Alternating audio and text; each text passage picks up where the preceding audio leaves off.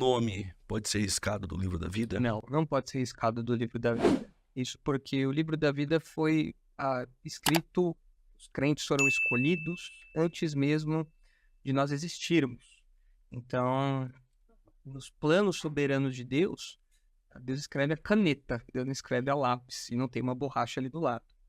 E é curioso observar que, geralmente, para tentar harmonizar essa realidade da imutabilidade da eleição de Deus, dos planos de Deus, do livro da vida, para tentar harmonizar isso com a perda de salvação, muitos crentes, muitos teólogos arminianos, criam subcategorias do tipo assim, você pode ser um eleito, mas você pode perder a sua salvação.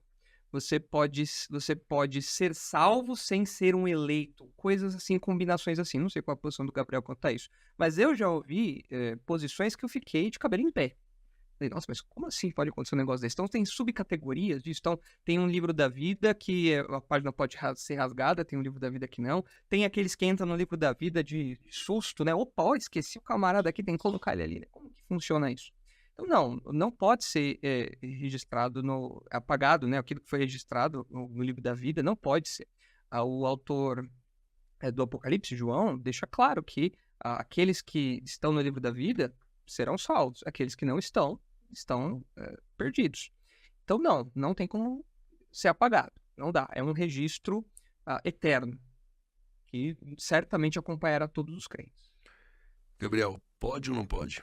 Pode, a Bíblia nos dá exemplos, né? Nós temos desde o próprio Êxodo, Moisés, em uma oração, né, pedindo para o nome dele ser riscado do livro da vida. E acredito que ali não é só uma questão cultural, onde ele faz referência ao livro dos mortos, que pertencia à cultura egípcia. Acredito que Moisés teve já a revelação de um livro que tinha o nome dos salvos em Cristo Jesus, no caso, pela fé do Antigo Testamento, né?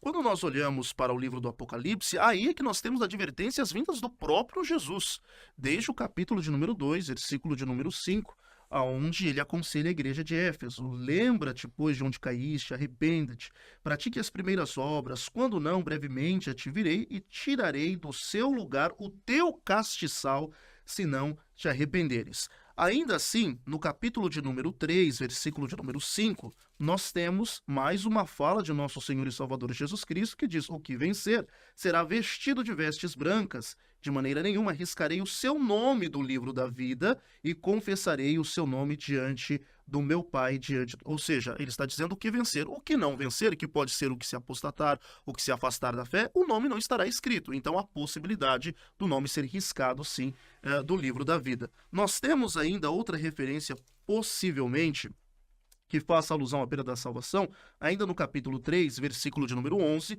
onde o próprio Senhor Jesus Cristo diz: eis que venho sem demora, guarda o que tens, para que ninguém tome a sua coroa. Nós sabemos que, geralmente, a coroa faça uma referência à salvação. Então, acredito que são referências que fazem alusão ao crente perder a salvação e, como me orientou aqui o pastor Juliano Fraga, também a recompensa, no caso, o galardão. Ok. Nicolas, Judas, ele era salvo ou ele nunca foi salvo? Nunca foi um salvo. Ele é um bom exemplo de um apóstata. Alguém que foi iluminado, experimentou as bênçãos ali de conviver com o Senhor, mas não era um salvo. Não era um crente. Como nós sabemos disso? Porque os próprios evangelhos dizem que ele estava destinado para a perdição. Ele é o próprio filho da perdição. Ele estava ali o tempo todo, ouvindo, convivendo, aprendendo, e no final não era um salvo, como infelizmente pode acontecer em muita igreja. Se você está nos ouvindo aqui, a mais do que saber a sua posição aqui ou acolá, você tem que avaliar se você já crê em Jesus como seu único e suficiente Salvador. Porque talvez você esteja se enganando. Isso acontece em muitas igrejas, pessoas que se enganam e acreditam que pelos méritos dela, pelo histórico familiar, isso é o suficiente para a salvação, e não é. Agora, só um detalhe, né, do texto de Moisés, quando fala do livro da vida, eu acredito que ali, pelo contexto, fique claro que ele está se referindo à vida dele, ao livro da vida, como uma referência ao livro dos viventes, ou seja, ele está pedindo para que ele fosse morto, não para que ele fosse riscado do livro da vida eterno. porque Moisés, bem como os outros autores do Antigo Testamento, eles ainda não tinham tanto da revelação progressiva quanto nós temos no Novo Testamento. E encaixa-se muito melhor esse conceito ali do que o conceito do livro da vida em termos de vida eterna. Encaixa-se ali muito mais a ideia de uma vida presente, uma vida aqui agora, né? Uma vida terrena, nesse aspecto aqui. Eu acredito que seja melhor nós interpretarmos assim ali, porque parece que esse é o intuito de Moisés. E nos textos de Apocalipse, quando fala o vencedor, né? O texto está descrevendo o crente, assim como acontece no final. Quando o texto fala assim, os idólatras, feiticeiros e tudo mais, o que o texto está fazendo ali é descrever os incrédulos. Ele está descrevendo pessoas que vivem daquele modo, que são reconhecidas por aquilo e que são incrédulos. O crente é reconhecido como? Como um vencedor. Então, ao vencedor, não é o crente que tem que ir lá e vencer, e você vai lutar, vai chegar no céu e falar de Jesus e falar, poxa, você lutou tanto, você chegou tão pertinho, mas você ficou na medalha de latão. E não é isso que o texto quer dizer. O que o texto quer dizer é que vencedor é o crente. O crente é, de fato, esse grupo aí. E o alerta é para que as igrejas não sofressem as disciplinas de Deus, como de fato sofreram. As igrejas que nós lemos ali em Apocalipse, elas pisaram na bola, e não muito longe da história da igreja, nós vemos elas caindo e algumas até desaparecendo da localidade onde elas estavam, por conta da obstinação delas. Então o alerta é verdadeiro, mas o alerta não diz respeito à salvação, diz respeito à disciplina que a igreja poderia sofrer. Quer comentar, Gabriel? Bom, acredito que Judas, ele não estava predestinado para ser o filho da perdição no caso. Acredito que o seu caráter se encaixou no personagem, né, que já estava profetizado, decretado, predestinado por Deus. Porque ele é contado, por exemplo, com os discípulos de Jesus. Jesus faz promessas quando Judas também está presente. Então acredito que ele, na verdade, é sim o verdadeiro apóstata, porque andou com o próprio Jesus, experimentou sim as benesses daquilo que Jesus havia proposto em seu ministério terreno, já tinha, de certa forma, o que estaria por vir no reino de nosso Senhor Jesus Cristo, porém ele abandonou a fé. Então acredito que este sim é um apóstata, né? E aí nós temos outros exemplos, os quais o próprio apóstolo Paulo cita, alguns que fizeram um naufrágio na fé. Gostaria de perguntar pro pastor Nicolas como ele interpreta a segunda epístola de Pedro, no capítulo 2, versículo 1, aonde diz que e também houve entre o povo falsos profetas, como entre vós haverá também falsos doutores que introduzirão encobertamente heresias de perdição. Não é qualquer heresia, não é um erro teológico, são heresias de perdição.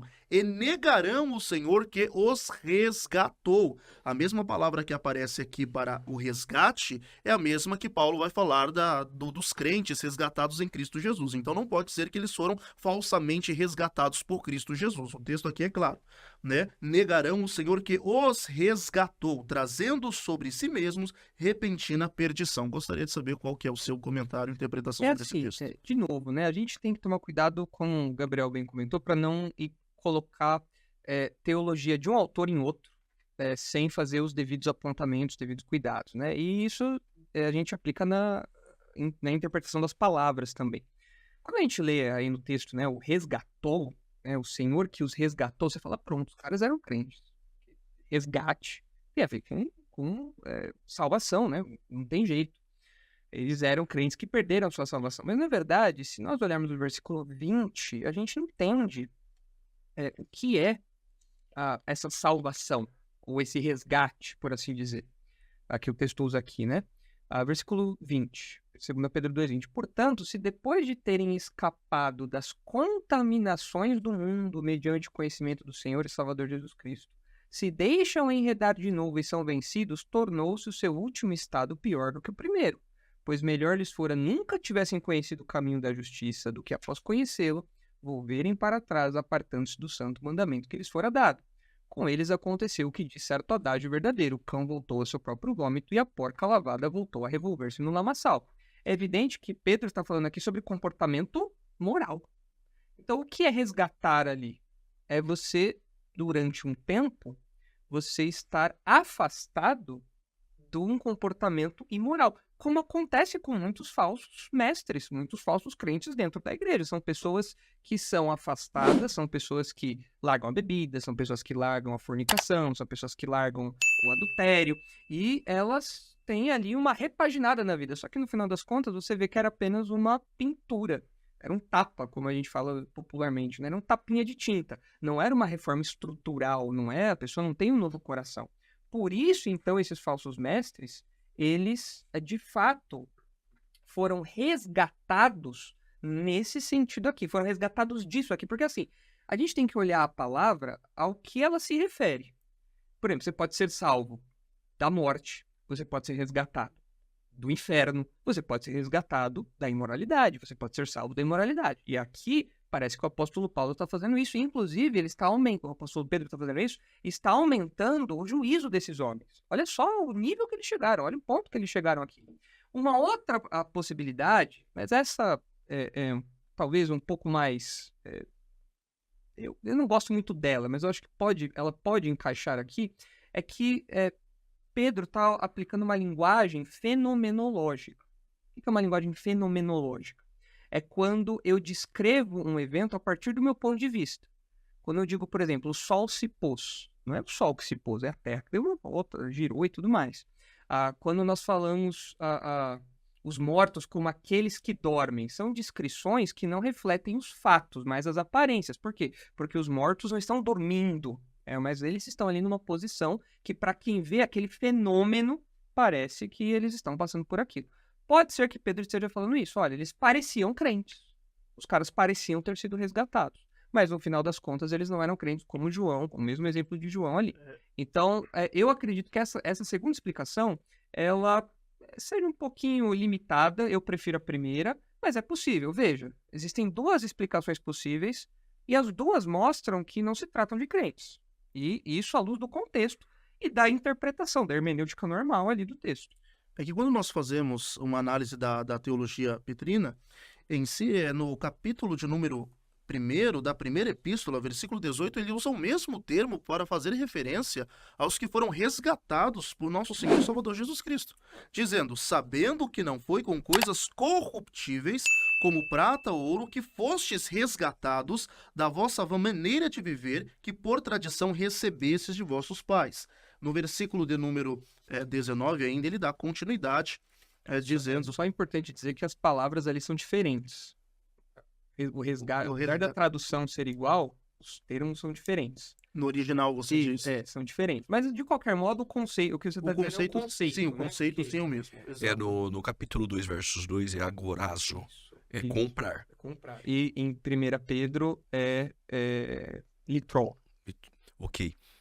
Ali, então, eles não foram comprados, resgatados.